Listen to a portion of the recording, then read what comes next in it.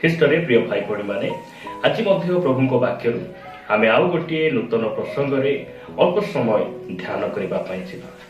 ଆଜି ଯେଉଁ ପ୍ରସଙ୍ଗରେ ଆମେ କଥାବାର୍ତ୍ତା ହେବା, ସେହି ପ୍ରସଙ୍ଗର ଶୀର୍ଷକ ହେଲା ମଦ ପିଇଲେ କ'ଣ ହୁଏ ବା ମଦ କ'ଣ ଅଟେ। ଏହି ପ୍ରସଙ୍ଗରେ ଆମେ ପ୍ରଭୁଙ୍କ ବାକ୍ୟରୁ ଅଳ୍ପ ସମୟ ଧ୍ୟାନ କରିବା।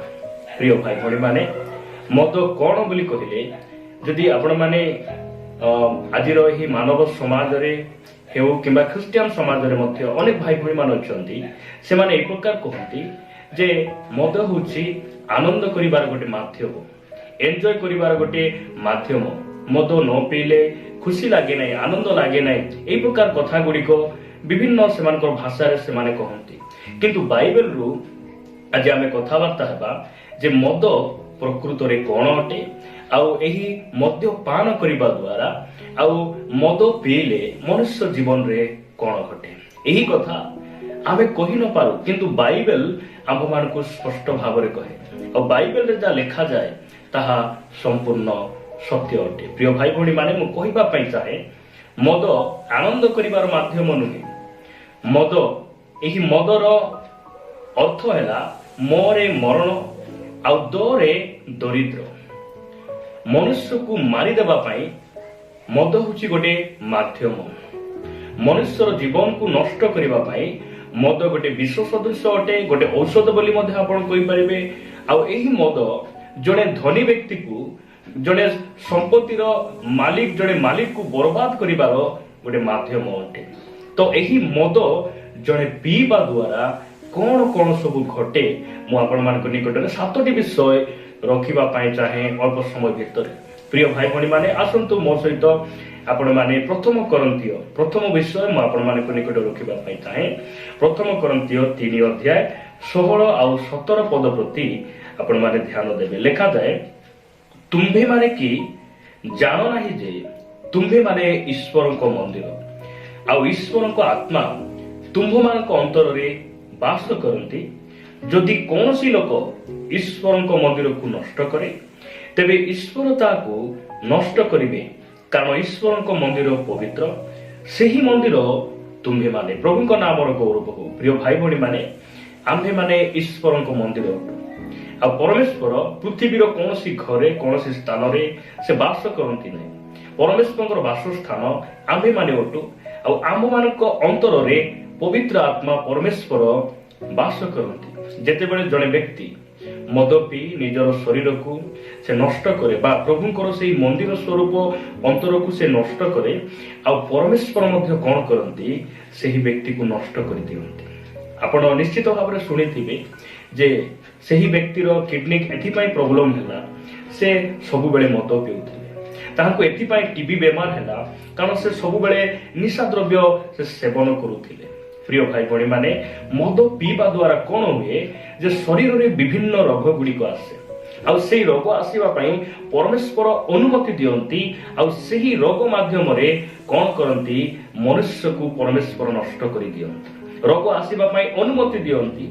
ଯଦି ଆମେ ଏହି ମଦ ଠାରୁ ଦୂରରେ ରହିବା, ଆମେ ଉତ୍ତମ ସ୍ୱାସ୍ଥ୍ୟ ଭୋଗ କରିବା, ଆମେ ପରମେଶ୍ୱରଙ୍କର ଗୌରବର କାରଣ ଆମେ ହେଇପାରିବା। ଯଦି ଆପଣମାନେ ହିତୋପଦେଶ ପୁସ୍ତକକୁ ଆସିବେ, ହିତୋପଦେଶ ଯଦି ଆପଣମାନେ 23 ଅଧ୍ୟାୟକୁ ଆସିବେ, ହିତୋପଦେଶ 23 ଅଧ୍ୟାୟ ମୁଁ ଆପଣମାନଙ୍କ ନିମନ୍ତେ ପଢିବା ପାଇଁ ଚାହେଁ। 23 ଅଧ୍ୟାୟ ତାର 21 ପଦ ଆମେ ପଢିବା। ହିତୋପଦେଶ 23 ଅଧ୍ୟାୟ 21 ପଦ ଏ ପ୍ରକାର ଲେଖାଯାଏ, କାରଣ ମତୁଆଳା ଓ ପେଟୁକ ଦରିଦ୍ର ହେବେ, ପୁଣି ଖୁମା ମନୁଷ୍ୟକୁ ଚିରାକନା ପିନ୍ଧାଇବ। ପ୍ରିୟ ଭାଇ ଭଉଣୀମାନେ, ମଦ ପିଇଲେ ଆନନ୍ଦ ମିଳେ ନାହିଁ। ମଦ ପିଇଲେ ଆମେ ଏମିତି ଗୋଟେ ସୁଖ, ପ୍ରକୃତ ଆନନ୍ଦ ଆମେ ପାଇପାରିବା ନାହିଁ। କିନ୍ତୁ ବାଇବେଲ କହେ, ମଦ ପିଇଲେ ଜଣେ ଯେତେ ବଡ଼ ଧନୀ ହେଉନା କାହିଁକି, ସେ ଦରିଦ୍ର ହେଇଯାଏ। ଦରିଦ୍ର ହେବାଟା ସୁନିଶ୍ଚିତ, ଏହା ବାଇବେଲ ଆମ୍ଭମାନଙ୍କୁ କହେ। ଆଜି ଗାଁ ଗହଳିରେ ହେଉ, ସହରାଞ୍ଚଳରେ ହେଉ, ଅନେକ ଭାଇ ଭଉଣୀ ମାନଙ୍କୁ ଦେଖିବେ, ସେମାନେ ନିଜର ସମ୍ପତ୍ତି ବିକି, ନିଜର ଜମିକୁ ବିକି, ସେମାନେ ନିଜ ଘରେ ଥିବା ହାଣ୍ଡି ହେଉ, ଘରେ ଥିବା ସୁନା ହେଉ, ସେମାନେ ତାକୁ ବନ୍ଧକ କରି ସମ୍ପୂର୍ଣ୍ଣ ବିକ୍ରୟ କରି ସେମାନେ କ'ଣ କରନ୍ତି, ମଦ ପିଅନ୍ତି। ଆଉ ସେମାନେ ଦରିଦ୍ର ସୀମାରେଖା ମଧ୍ୟରେ ଅନେକ ଭାଇ ଭଉଣୀ ମାନେ ଆଜି ବସବାସ କରୁଅଛନ୍ତି। ପ୍ରିୟ ଭାଇ ଭଉଣୀ ମାନେ, ମୁଁ କହିବା ପାଇଁ ଚାହେଁ, ପରମେଶ୍ୱର ଆମକୁ ଏହି ମଦ ପିଇବା ବନ୍ଧନରୁ ସେ ଉଦ୍ଧାର କରିବା ପାଇଁ ଆସିଲେ। এই প্রকার অনেক ভাই ভଉଣୀ ମାନେ ଅଛନ୍ତି, ସେମାନେ এই ମଦରୁ ଦୂରରେ ରହିବା ପାଇଁ ବିଭିନ୍ନ ମନ୍ଦିରକୁ ଯାଆନ୍ତି, ପୂଜାବିଧି କରନ୍ତି, ତଥାପି ସେମାନେ ମଦ ପାନ କରି ସବୁବେଳେ ସେମାନେ ନିଶାରେ ଆସକ୍ତ ହୋଇ ନିଜକୁ ନଷ୍ଟ ଭ୍ରଷ୍ଟ କରି ପରିବାର ଆଜି ବିଭିନ୍ନ ପରିସ୍ଥିତି ମଧ୍ୟ ଦେଇ ସେମାନେ ଗମନ କରୁଅଛନ୍ତି। ଯଦି ଆପଣ ସେଇ ମଦ ପିଇବା ବନ୍ଧନରୁ ମୁକ୍ତ ହେବା ପାଇଁ ଚାହାନ୍ତି, କେବଳ ଯୀଶୁ ହିଁ ଆପଣଙ୍କୁ ମୁକ୍ତ କରିପାରିବେ, ଆଉ ସେ ସାମର୍ଥ୍ୟ ପରମେଶ୍ୱର ଅଟନ୍ତି। ତ ଆମେ ଦେଖିପାରୁଛୁ ଯେ ମଦ ପିଇଲେ କଣ ହୁଏ, ଜଣେ ବ୍ୟକ୍ତି ଦରିଦ୍ର ହେଇଯାଏ। ପ୍ରିୟ ଭାଇ ଭଉଣୀ ମାନେ, ତୃତୀୟ ବିଷୟ ମୁଁ ଆପଣମାନଙ୍କ ନିକଟରେ ରଖିବା ପାଇଁ ଚାହେଁ। ଯଦି ଆପଣମାନେ ଆଦି ପୁସ୍ତକକୁ ଆସିବେ, ଆଦି ପୁସ୍ତକ ଯଦି ଆମେ 9 ଅଧ୍ୟାୟ ତାର 20 ଆଉ 21 ପଦ ଯଦି ଆମେ ପଢୁ, ଏଠାରେ ପ୍ରକାର ଲେଖାଯାଏ, ଏଉ ତାରୁ ନହ କୃଷି କର୍ମରେ ପ୍ରବୃତ୍ତ ହୋଇ ଦ୍ରାକ୍ଷା କ୍ଷେତ୍ର କଲେ, ତହିଁରେ ସେ ଦ୍ରାକ୍ଷାରସ ପାନ କରି ମତ ହୋଇ ତମ୍ବୁ ମଧ୍ୟରେ ବିବସ୍ତ୍ର ହୋଇ ପଡ଼ିଲେ। ଆମେ এই ବାକ୍ୟ ଦ୍ୱାରା ବୁଝୁ ଯେ ମଦ ପିଇଲେ କଣ ହୁଏ। ମଦ ପିଇଲେ ଜଣେ ବ୍ୟକ୍ତି ଉଲ୍ଲଂଘନ ହେଇଯାଏ। ମଦ ପିଇଲେ ଜଣେ ବ୍ୟକ୍ତି କଣ ହୁଏ, ସେ ବିବସ୍ତ୍ର ହେଇଯାଏ। ନହ କେବେ ମଧ୍ୟ ଏ ପ୍ରକାର ପରିସ୍ଥିତି ତାଙ୍କର ନଥିଲା, ମାତ୍ର ଯେଉଁ ସମୟରେ ସେ ଦ୍ରାକ୍ଷାରସ ପାନ କରୁଛନ୍ତି, ଜଳପ୍ଲାବନରୁ ଉଦ୍ଧାର ପାଇଲା ପରେ ସେ ଦ୍ରାକ୍ଷାରସରେ ମତ ହୋଇ ସେ ଉଲ୍ଲଂଘନ ଅବସ୍ଥାରେ ପଡିଛନ୍ତି, ସେ ନିଜେ ଜାଣି ପାରୁନାହାନ୍ତି। ପ୍ରିୟ ଭାଇ ଭଉଣୀ ମାନେ, ଆଜି ବି ଗାଁ ଗହଳିରେ ଅନେକ ଭାଇ ଭଉଣୀ ମାନେ ସେମାନେ ନିଜର ଚାଦରକୁ ଦେଇ, ନିଜର ଟାୱାଲ ଯେଉଁ ଟାୱାଲ ସେମାନେ ଅଣ୍ଟାରେ ବାନ୍ଧନ୍ତି, ଗୁଡାନ୍ତି, ସେଇ ସବୁ ବନ୍ଧକ ଦେଇ ମଦ ପିଅନ୍ତି। ଆଉ ମଦ କଣ କରେ, ମନୁଷ୍ୟକୁ ଉଲ୍ଲଂଘନ କରିଦିଏ। ମଦ ପିଅନ୍ତି, ରାସ୍ତାରେ ମଧ୍ୟ ସେମାନେ ପଡିଥାନ୍ତି। ଅନେକ ଭାଇ ଭଉଣୀ ମାନେ ରାସ୍ତାରେ ଘାଟରେ ସେମାନେ ଶୋଇଥାନ୍ତି, ଆଉ ସେମାନେ ଭାବନ୍ତି ଯେ ମୁଁ ନିଜ ଘରେ ଅଛି। ପ୍ରିୟ ଭାଇ ଭଉଣୀ ମାନେ, ମଦ ମନୁଷ୍ୟକୁ କଣ କରେ, ଉଲ୍ଲଂଘନ କରିଦିଏ। ମଦ ପିଇଲେ ଜଣେ ମନୁଷ୍ୟ ଉଲ୍ଲଂଘନ ହେଇଯାଏ। ସେଥିପାଇଁ ଏଇଥିରୁ ଆମେ ପଳାୟନ କରିବାର ଅଛି, ଦୂରରେ ରହିବାର ଅଛି।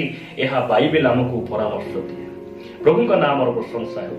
ମୁଁ ଆପଣମାନଙ୍କ ନିକଟରେ ଚତୁର୍ଥ ବିଷୟ ରଖିବା ପାଇଁ ଚାହେଁ।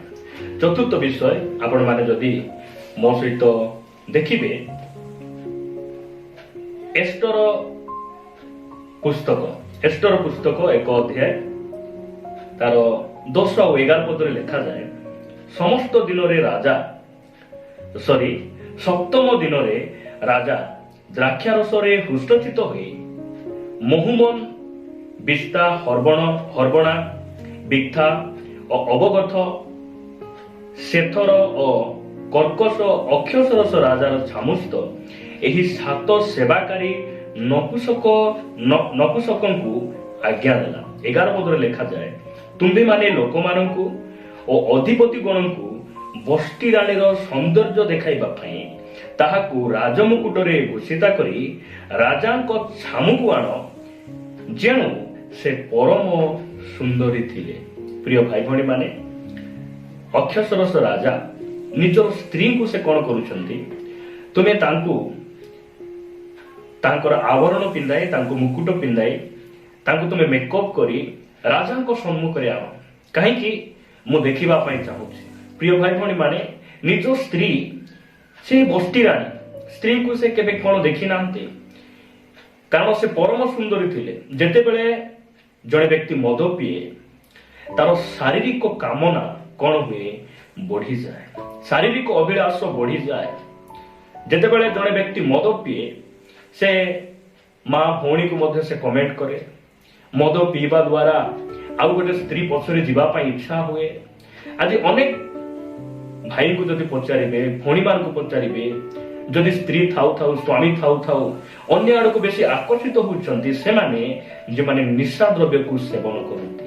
ରାଜା ନିଜ ସ୍ତ୍ରୀ ପ୍ରତି ଏ ପ୍ରକାର ବ୍ୟବହାର ସେ କାହିଁକି କରୁଅଛନ୍ତି, କାରଣ ସେ ନିଶା ଦ୍ରବ୍ୟରେ ସେ ମତୁଆଳ ହେଇଯାଇଛନ୍ତି। ପ୍ରିୟ ଭାଇ ଭଉଣୀ ମାନେ, ଆମକୁ ନିଶା ଦ୍ରବ୍ୟ କଣ କରେ, ଆମର ଶାରୀରିକ ଅଭିଳାଷକୁ ବଢାଏ।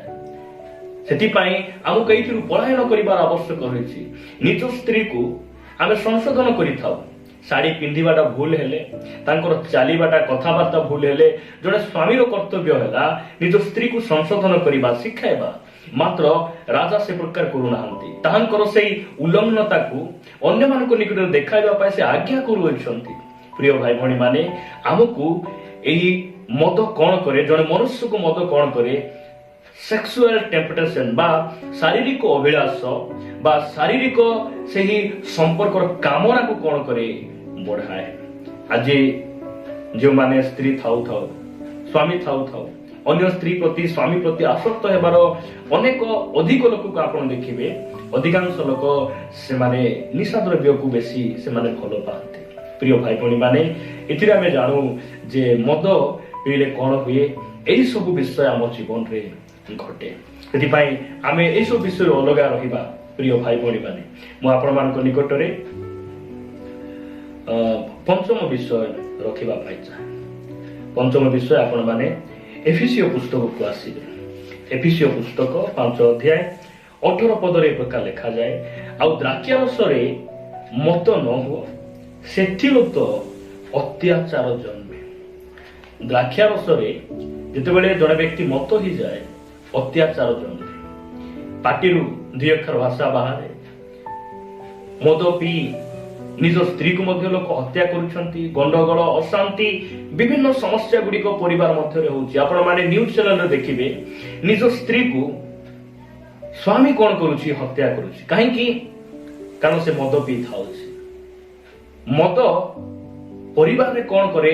ଅତ୍ୟାଚାର ଆଣେ। ମଦ ପିଇଲେ କଣ ହୁଏ? ପରିବାରରେ ଅଶାନ୍ତି, କଳି, ଝଗଡା ଏସବୁ ବିଷୟ ଘଟେ। ନିଜର 2 ବର୍ଷର ପୁଅକୁ ନିଜ ଛୁରୀରେ ତା ବାପା କଣ କରୁଛି? ହତ୍ୟା କରୁଛି। ପ୍ରିୟ ଭାଇ ଭଉଣୀ ମାନେ, ପ୍ରଭୁ ଆମକୁ ଅନୁଗ୍ରହ କରନ୍ତୁ। ଆଉ ତାହାଙ୍କର ଅନୁଗ୍ରହ ବିନା ଆମେ ସେଇଥିରୁ ବାହାରି ଆସିପାରିବା ନାହିଁ। ପରମେଶ୍ୱର ଆମ ସମସ୍ତଙ୍କୁ ସାହାଯ୍ୟ କରନ୍ତୁ। ସେଥିପାଇଁ ଆମକୁ କଣ କରିବାର ଅଛି? এই অত্যাচার ঠাରୁ যদি ଆମେ ଦୂରକୁ ରହିବାର ଅଛି, ତାହେଲେ ପ୍ରଥମରେ ଆମେ ସେଇ ନିଶା ଦ୍ରବ୍ୟ ଠାରୁ ଆମେ ବାହାରି ଆସିବା। ପ୍ରଭୁ ଆମ ସମସ୍ତଙ୍କୁ ଅନୁଗ୍ରହ କରନ୍ତୁ। ମୁଁ ଆପଣମାନଙ୍କ ନିକଟରେ ଷଷ୍ଠ ବିଷୟ ରଖିବା ପାଇଁ ଚାହେଁ। ଷଷ୍ଠ ବିଷୟ ହିତୋପଦେଶ।